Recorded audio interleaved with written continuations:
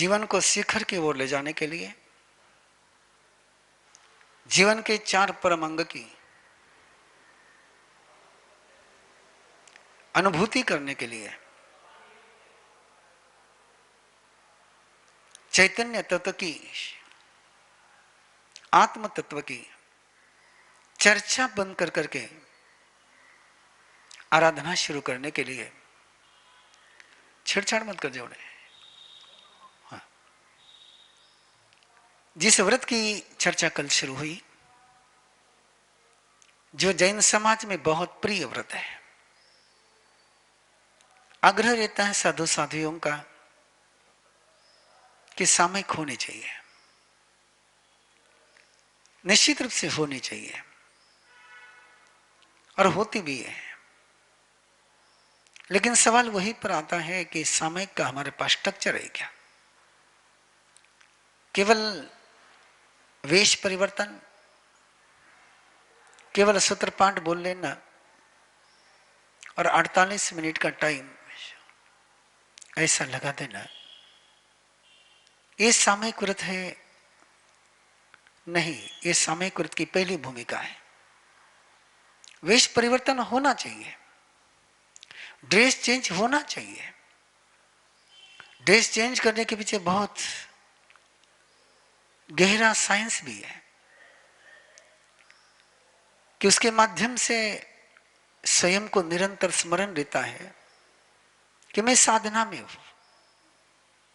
एक एहसास रहता है, एक विश्वास जन्माने वाला एहसास रहता है, एक मर्यादा की निर्मित होती है, एक वातावरण की निर्मित होती है। जो लोग ये तर्क देते हैं कि समय की आत्मा का भाव है, उसके लिए कपड़े बदलने की क्या जरूरत है, वो लोग ये क्यों नहीं सोचते हैं कि शादी भी एक पर्सनल का रिश्ता है, उसके लिए बाजे बजाने की क्या जरूरत है, उसके लिए इवेंट मैनेजमेंट करने की क्या जरूरत है, उसके लिए अलग अलग कपड़े पहनने की जरूरत क्या है? जैसे वहां की बात है वैसी ये बात है कि अंतर और बाहर का परिवर्तन ये परस्पर में जुड़ करके चलता है। इसलिए द्रव्य, क्षेत्र, काल और भाव,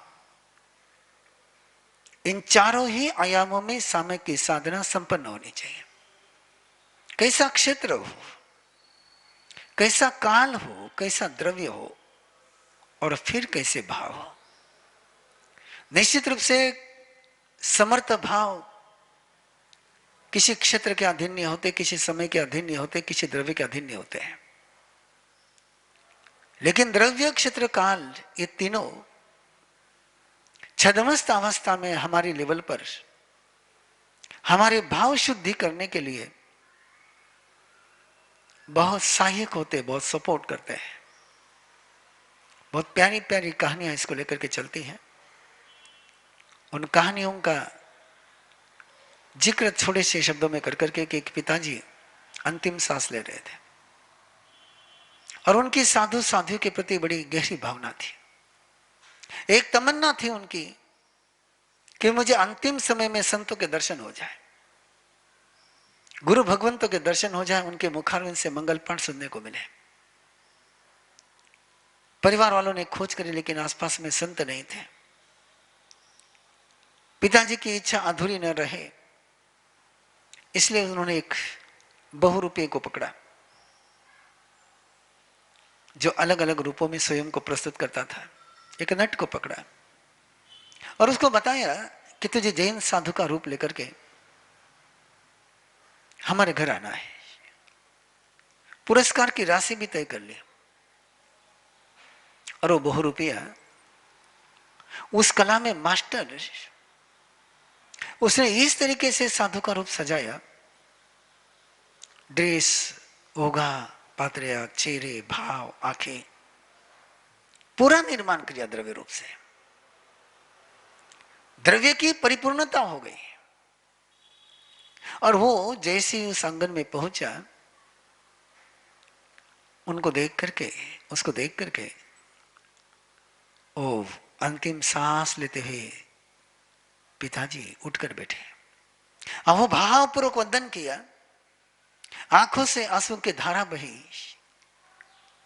आशीर्वाद लिया और एक परम तृप्ति के साथ, समाधान के साथ मंगल पाठ सुनते हुए उन्होंने विदा ली।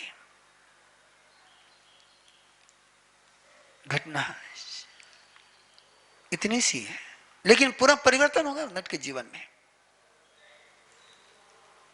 एक पल के लिए उसके मन में चिंतन चला कि रूप, इन वस्त्रों को लेकर के इतना अहोभाव कि किसी व्यक्ति को मारणांतिक वेदना की जगह पर मरण समाधि का अनुभव हो जाए, तो ये रूप में यदि जिंदगी भर रख लो और इसके भावों में जी लो तो कहां पहुंच पाऊंगा। और उसके बाद वो नट योगी बन गया। ये रूप, जो बाहर का रूप हम देखते हैं, उसकी अपनी एक मर्यादा है, उसकी अपनी गरिमा है। और जैन धर्म में हर क्रिया के पीछे गहरा विज्ञान सामने जमाया हुआ है कि सामयिक लेने के पहले पूजने से जमीन का पलवना करना है, नजर से प्रमार्जन करना, नजर से प्रतिलेखन करना और पूजने से प्रमार्जन करना। बिना पूंजे, बिना प्रमार्जन किए, बिना पलवना किए आसन नहीं बिछाना। उसको भावपूर्वक करते हैं। उसके पीछे प्रयोजन रहता है कि उस स्थान पर जो कुछ नेगेटिव वाइब्रेशन होंगे, कोई भी व्यक्ति बैठ करके गया होगा, और जो भी व्यक्ति बैठ करके जाता है उसके प्रभाव वहां पर रहते हैं। उस प्रभाव का अनुसंधान ही तो करते हैं। उसकी स्मेल वहां रहती है, उसका रस वहां रहता है, उसका टेम्परेचर वहां रहता है। उस टेम्परेचर का अनुसंधान करते हुए तो कुत्ते व्यक्ति को खोज लेते हैं। शरीर चला जाता है लेकिन गंध वहां बनी रहती है, वाइब्रेशन वहां बने रहते हैं। पुंजनी से पलवना करने का मीनिंग है, प्रतिलेखन और प्रमार्जन करने का मीनिंग है कि वहां के जो भी कुछ इसके पहले के वाइब्रेशन होंगे, ऊर्जा होगी, गंध होगा, रस होगा, स्पर्श होगा, उसको निकाल देना, उसको क्लीन करना है। क्लीन करने के बाद उस पर आसन उपयोग पूर्वक बिछाते हैं। फिर नमस्कार, महामंत्र का स्मरण, वंदन विधि, और वंदन विधि के साथ समकित्वा स्वीकार, इरियापथि का मिच्छामि दुक्कडम तसोत्तरी का पाठ करते हुए गाय सर्ग में लोगस्य का ध्यान, तीर्थंकर परमात्मा का ध्यान, और उसके बाद सामयिक की प्रतिज्ञा। सामयिक की प्रतिज्ञा भी हो सकती है और सामयिक की प्रतिमा भी आप ग्रहण कर सकते हो। प्रतिज्ञा और प्रतिमा, इन दोनों को यदि एक साथ ले लिया जाए तो आज के समय में आपको सामयिक साधना करनी बहुत आसान हो जाएगी। एक 48 मिनट का जैसे घड़ी की तरफ आपने देखा है, और वहां से लेकर के 9 बजे आपने सामयिक करिए। 9:48 तक काटा देख लेना।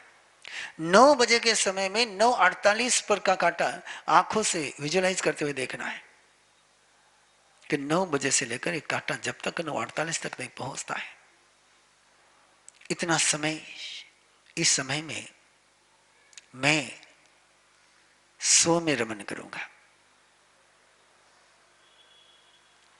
मैं सामायिक करूंगा। करे में भनते सामायिक,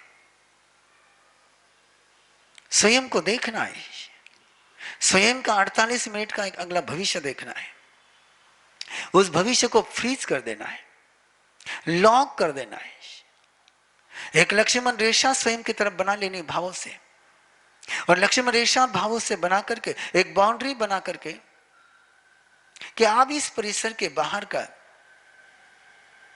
कोई वाइब्रेशन, कोई नेगेटिव इमोशन, कोई दृश्य, कोई विषय, कोई कथा, कोई विकथा मेरे अंदर प्रवेश नहीं करेगी। किसी अशुभ का मेरे अंदर प्रवेश नहीं होगा। मैं स्वस्थ भी रहूंगा और मेरे पर किसी प्रकार के अन्य विचारों का आक्रमण नहीं होगा। मैं दरवाजे बंद कर रहा हूं, और बिल्कुल आराम से विजुलाइज कर सकते हो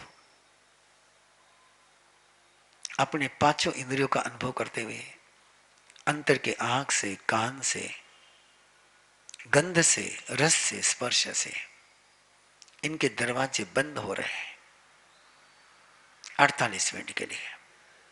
ऐसी एक भावना अंतर में अनुभूति के साथ जीते हुए निरंतर उसमें चलने का एक संकल्प, एक प्रतिज्ञा, एक प्रतिबद्धता, एक डेडिकेशन। और उस समय में यदि प्रारंभिक अवस्था है, यदि आपके पास स्पंदनों की यात्रा करने का सूत्र नहीं है, यदि आपके पास आत्मानुभूति का सूत्र नहीं है, ऐसे समय में क्या करना फिर? तो उसके लिए आचार्य कुंदकुंद ने एक छोटा सा सूत्र दिया कि अरिहंत परमात्मा को जो जान ही अरहंतप्पा स्व भावेनम, जो तीर्थंकर परमात्मा को उनका ध्यान करे,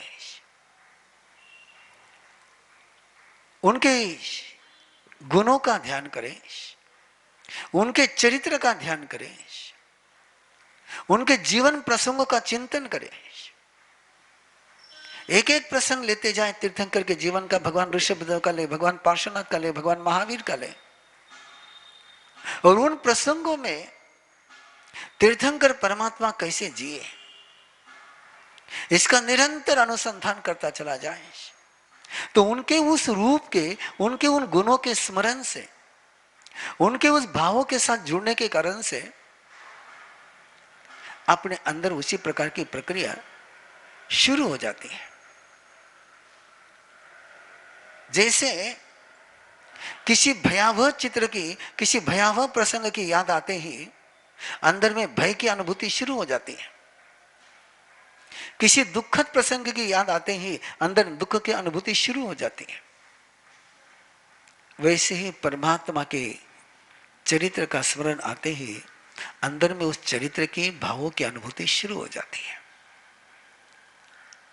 उस अनुभूति के साथ यदि श्रद्धा का भाव जुड़ गया तो अंदर की चेतना उस रूप में ढलना शुरू हो जाती है। ये तद्रूप होना है, ये तल्लीन होना है, ये तन्मय होना है। और जिस समय अपना मन का अवधान, अपना मन की पूरी इन्वेस्टमेंट, अपने भावों की इन्वेस्टमेंट यदि स्वयं की आत्मा में नहीं कर पा रहे, आत्मानुभूति नहीं है, उस स्थिति में ये प्रयास, एक ऑप्शन आपके पास है कि तीर्थंकर परमात्मा में अपने भावों को इन्वेस्ट कर दे, निविष्ट कर दे, सन्निविष्ट कर दे। चौबीसी का गान कर सकते हो, लेकिन उन नामों की चौबीसी नहीं हो तो जिसमें तीर्थंकर के गुणों का चित्र हो।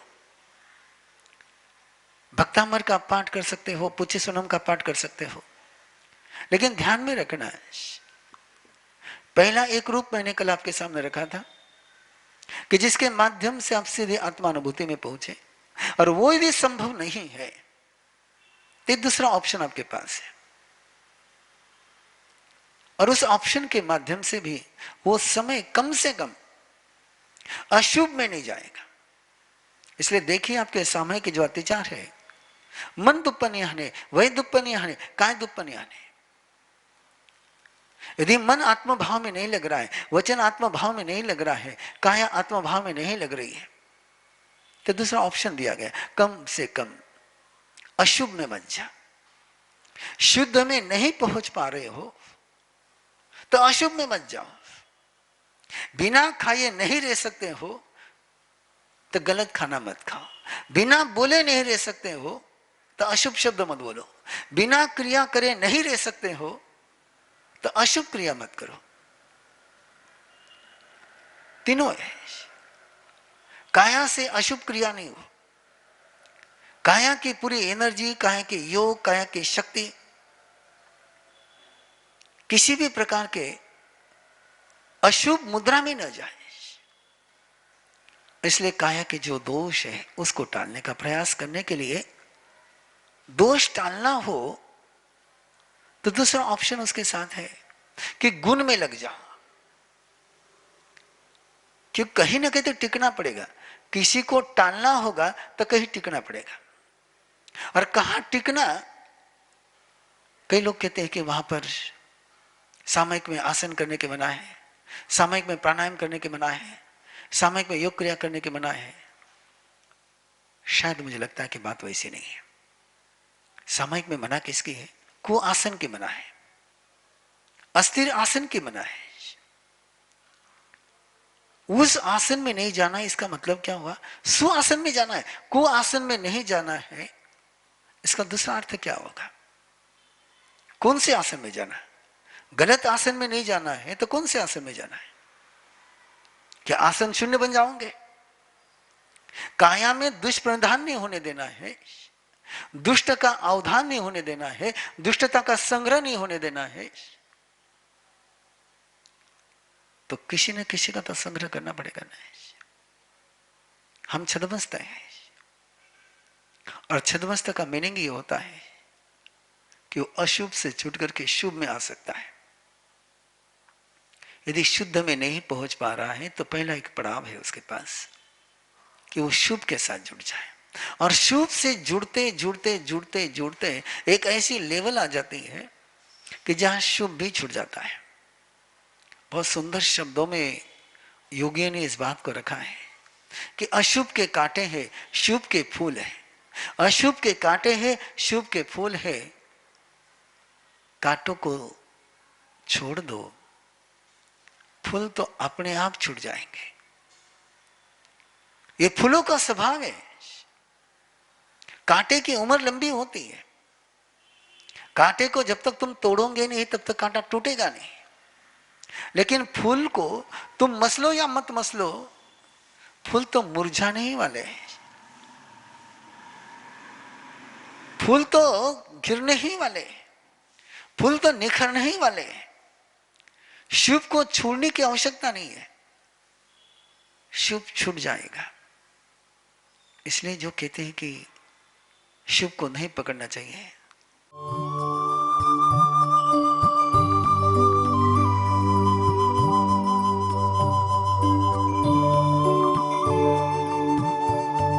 इस कार्यक्रम के पुण्यार्जक हैं श्री दीपचंद जी, श्री सुनील जी, श्री सुजीत जी, श्री सूरज जी पारख, पूना दाल एंड बेसन मिल्स, पुणे।